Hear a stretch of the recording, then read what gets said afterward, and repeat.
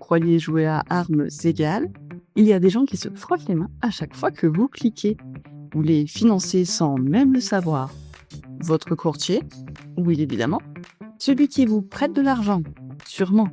Les impôts, toujours. Le spread, si vous avez suivi la série sur le copy trading, vous vous en méfiez comme de la pèse. Mais il y a quelqu'un d'autre. Quelqu'un qui vous n'auriez jamais pensé. Quelqu'un qui touche sa commission à chaque fois que vous cliquez sur acheter ou vendre. Peu importe le sens, peu importe si vous gagnez ou si vous perdez. Et ce quelqu'un, personne ne vous en a jamais parlé. Aujourd'hui, on remet les pendules à l'heure. Salut, c'est Julie, votre développeuse full stack. En français, je développe des applications web sur mesure. Ça me sert aussi dans mon activité d'investisseuse et de tradeuse amateur, car je me crée des outils pour mettre du cadre autour de mes stratégies ou automatiser mes opérations de trading. Au début de mes investissements, je n'avais aucune idée de ce que je faisais, même aujourd'hui, je me pose encore pas mal de questions. Dit comme ça, on pourrait se dire que je raisonne à l'envers. Pourquoi à partir de l'automatisation pour expliquer la théorie? C'est comme partir du problème pour trouver la solution. Et franchement, c'est pas idiot. Sauf si ça vous intéresse d'avoir une bible de solutions sans savoir quel problème ça peut résoudre. Entrez dans ma tête de développeuse. Découvrez la fintech vue de l'intérieur, pas avec le regard d'un trader, pas celui d'un CGP, ou encore celui d'un commercial en banque, vous savez, le célèbre banquier. Mais du point de vue d'une personne qui démonte les systèmes, qui recherche la logique et surtout qui se pose des questions tellement basiques pour les connaisseurs qu'ils ne pensent jamais à les vulgariser. Cette approche vous parle. Abonnez-vous, remettons de la clarté là où les autres mettent du jargon. Vous l'avez compris, je ne suis pas habilitée à donner des conseils d'investissement, mais ça reste captivant de comprendre comment tout ce fourbi fonctionne.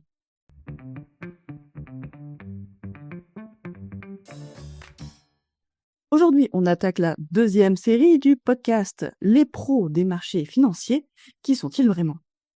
Dans la première série, on a vu ce que votre courtier vous vend vraiment, les instruments et la mécanique de base. Maintenant, on va voir qui les utilise, qui agit sur les marchés, qui décide, qui influence. J'avais vraiment hâte d'aborder ce sujet. Depuis que je m'intéresse à l'investissement, j'entends toujours parler des professionnels. Ceux qui influencent les marchés, ceux qui ont des informations avant tout le monde, ceux qui font bouger les prix d'un simple clic. Mais qui sont ces gens, au juste? Est-ce que ce sont des humains, comme nous, ou est-ce qu'ils jouent vraiment dans une autre dimension? Dans cette série, on va explorer 5 grandes familles qui se côtoient pour faire tourner la finance mondiale. Qui ils sont, ce qu'ils font, quels sont leurs objectifs, et surtout, est-ce que vous vous battez contre eux? Programme, les market makers, les fonds macro et hedge funds, les traders de propres firmes, les algorithmes et le trading de haute fréquence, et enfin, les institutionnels. Il commence aujourd'hui par les market makers. Activez vos notifications pour ne rien rater de la suite. C'est parti, décortiquons le système. Vous voyez le trader dans les films? Cette image d'Épinal, qui vocifère, qui transpire, qui mise tout contre vous sur un coup de sang. Un être humain avec ses émotions. C'est un duel, un gagnant, un perdant. Si vous gagnez ce trade, c'est lui qui perd. C'est rassurant, c'est simple, c'est faux. Même quand vous gagnez, il s'est déjà frotté les mains. D'où vient cette image? Déjà, personne ne vous a spontanément fait une formation sur ce qui se passe quand vous cliquez sur « Acheter » depuis votre smartphone. Votre application affiche un prix. Vous cliquez, c'est fait. La mécanique derrière, à la limite, vous vous en foutez un peu, vous aviez eu ce que vous vouliez. Alors on comble le vide avec ce qu'on connaît. La criée des années 80, des traders qui hurlent serrés comme des sardines dans une atmosphère saturée en testostérone, ou bien les versions modernes. Le trader influenceur derrière ses 6 écrans, seul face au monde entier dans la compétition la plus intense. Ou encore celui qui poste nonchalamment ses gains sur Telegram. Dans le sous-texte, les gens sont trop cons, c'est tellement facile. Ou encore celui que votre banque met en avant dans ses pubs, pour vous donner l'impression qu'il y a un humain qui s'occupe de garder vos sous au chaud dans votre assurance vie. C'est rassurant, c'est vendeur, c'est du marketing. La réalité, quasiment tout est automatisé. Il n'y a personne qui attend votre ordre de l'autre côté. Pas d'humain, pas d'émotion, pas de duel. Juste un système. Un système que personne ne vous a jamais présenté. Et ce système, il commence dès le premier prix que vous voyez. La plupart des gens ne le savent pas. Ils voient un prix, ils cliquent et pensent savoir payer ce prix. Pourtant, vous n'affichez pas au prix affiché sur l'écran. C'est le prix auquel la dernière personne l'a tradé.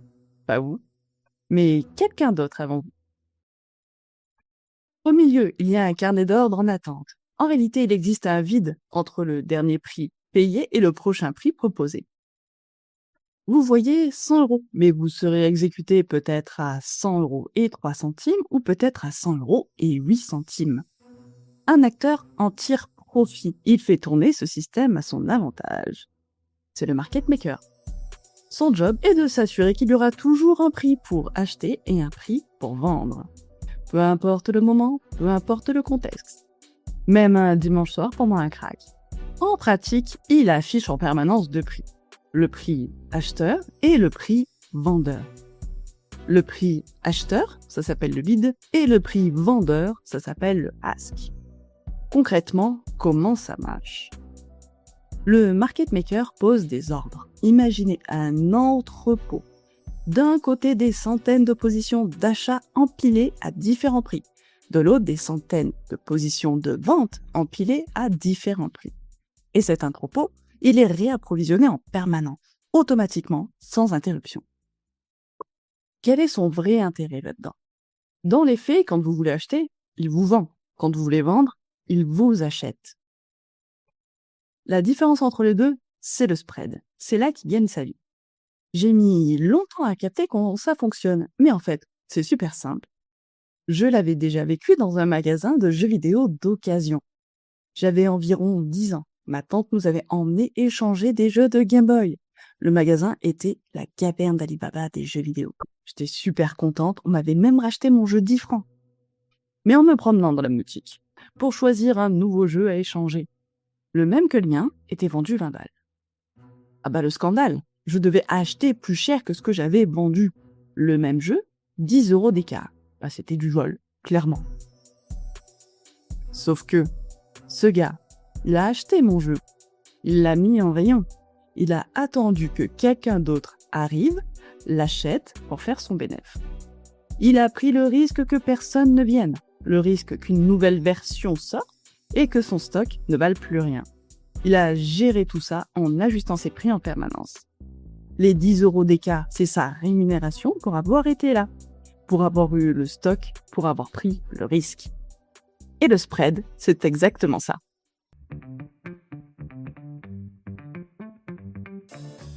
Le fait que le market maker propose des prix en continu a des effets. Il stabilise aussi la volatilité.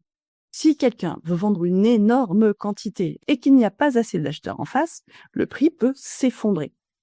Le market maker peut choisir d'absorber et faire du stock. Ça réduit ainsi les montagnes russes. Il rend également possible des produits qu'on utilise tous les jours. En effet, s'il n'y avait pas assez de stock, il n'y aurait pas d'ETF, pas de produits dérivés, pas de futurs, ni de CFD. Le stock et la valeur qu'il représente doivent exister pour que ces produits fonctionnent.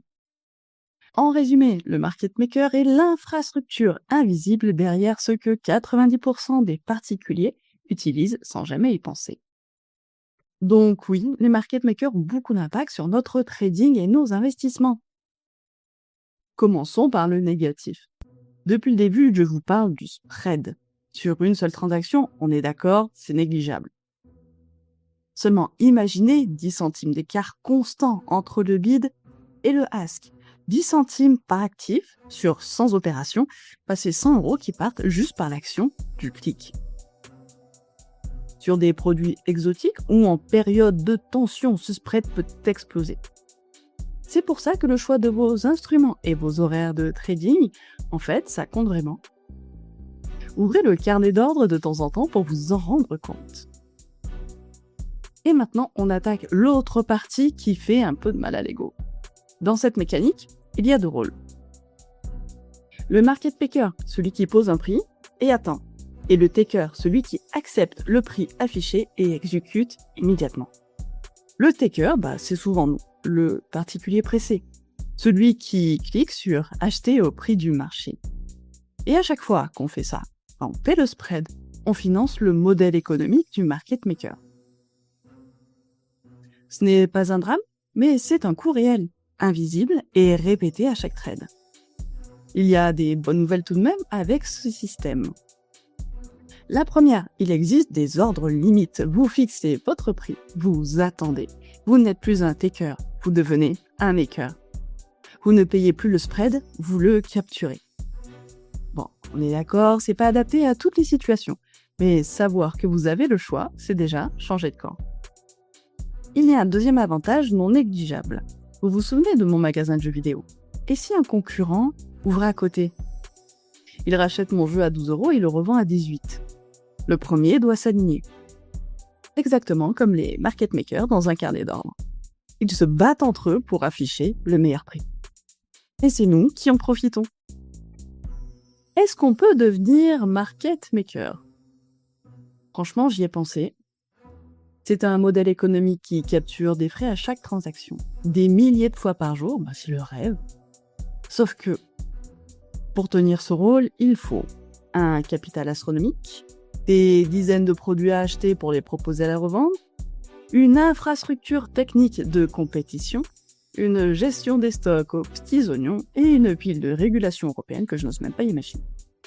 C'est pas un métier, c'est une entreprise entière. Donc non, pas comme ça.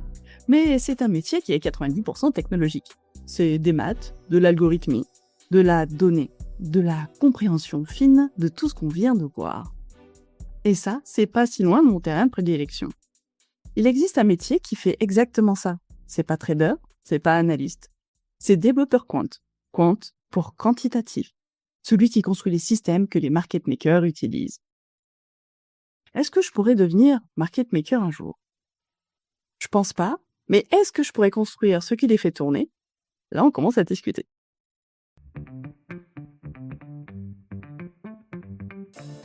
Récapitulons. Le market maker n'est pas votre ennemi. Il est l'infrastructure du marché. Il a besoin que vous tradiez pour gagner sa vie, pas forcément que vous perdiez. Ce qui change tout, c'est de comprendre où vous êtes dans la mécanique. Maker ou taker? Chaque trade est une réponse à cette question.